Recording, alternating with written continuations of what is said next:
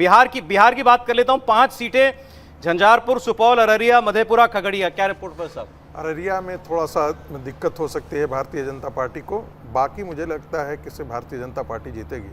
झंझारपुर, सुपौल, मधेपुरा भी है इस बार। बिल्कुल बिल्कुल भारतीय जनता पार्टी। एक किशनगंज छोड़ के सारी भाजपा जेडीयू की सीटें थी। बिल्कुल। भाजपा जेडीयू भाजपा चिराग पासवान जी ने जहाँ ये जो बयान दिया है मुसलमानों को चिराग पासवान की सीट फंसी हुई है उसके अंदर। चिराग पासवान का कैंडिडेट है, लेकिन ऐसा नहीं है खगड़िया में इलेक्शन भी हो। वो थोड़ी फाइट में है खगड़िया में, जहाँ चिराग पासवान का उम्मीदवार है।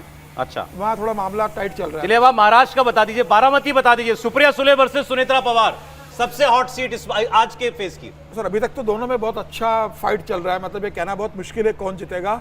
वोट बहुत सेंटिमेंट पे होगा इस बार, मतलब मराठा वोट कैसे बटेगा, कौन कहाँ जा रहा है, कैसे जा रहा है, धनगर समाज का वोट कैसे जा रहा है, कहाँ जा रहा है, वहाँ का मुस्लिम वोट कैसे जाएगा।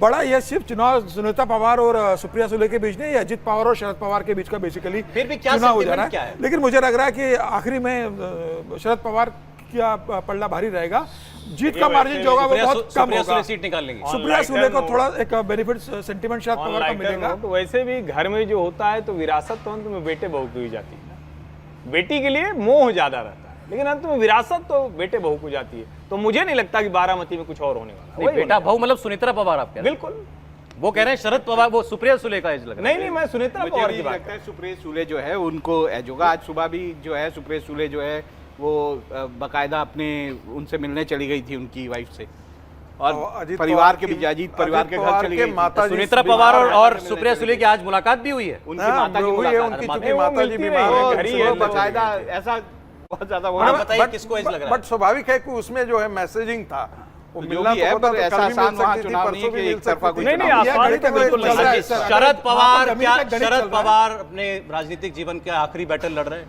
इसमें कोई दो राय नहीं है, इसमें कोई दो राय नहीं। इसके बाद उनकी राजनीतिक पारी खत्म हो जाएगी, इसके बाद वहाँ उनके पर लिए कोई जमीनी स्तर पर तो मुझे जो नहीं सेंटिमेंट लगता चल रहा है कि सर, वहाँ और जमीनी बारामती में संघर्ष जो है उनके लिए बहुत मुश्किल है। और आज से नहीं, 3 महीना 4 महीना पहले से बात की जा रही थी।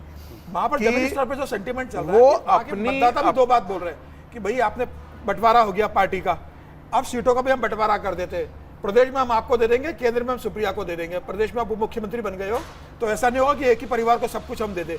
और सुनीता पवार तो राजनीति में थी भी नहीं ना, वो घर की बहू थी, पहली बार चुनाव लड़ने निकली है। तो परिवार का ये भी कहना है कि जब आप उप मुख्यमंत्री बन गए, आपने पार्टी ले ली, वोटर उसके तो बाद भी आप परिवार को सत्ता में लेके जा रहे हो। मतदाता का सेंटिमेंट भी बटा हुआ है। बिल्कुल बटा हुआ है, इसमें कोई दो राय नहीं है, इसमें कोई दो राय नहीं है। इसमें कोई दो राय नहीं है, बिल्कुल बटा हुआ है। अच्छा, दूसरे रायगढ़ से सुनील तटकरे एनसीपी से, अनंत गीते शिवसेना अनंत से। गीते का पल्ला भारी लग रहा है मुझे, सुनील तटकरे के लिए शिवसेना बहुत उद्धव आसान वाला नहीं साहब होगा। ठाकरे। बिल्कुल, उसमें सुनील तटकरे कमजोर, नारायण राणे लड़ रहे हैं बीजेपी से, रत्नागिरी सिंधुदुर्ग सिंधुदुर्ग से लड़ रहे हैं, लेकिन विनायक राउत पिछले बार जीते वहां से, उन्होंने हराया है, नीलेश राणे को हराया, नारायण राणे के बेटे को हराया है। हालांकि ठीक है वो अपनी खुद की पार्टी से खड़े हुए थे, भारतीय जनता पार्टी का समर्थन था, उसके पहले वो वहां से सांसद रहे नीलेश राणे। नारायण राणे का गढ़ है, लेकिन शिवसेना भी बहुत वहां मजबूत है। ये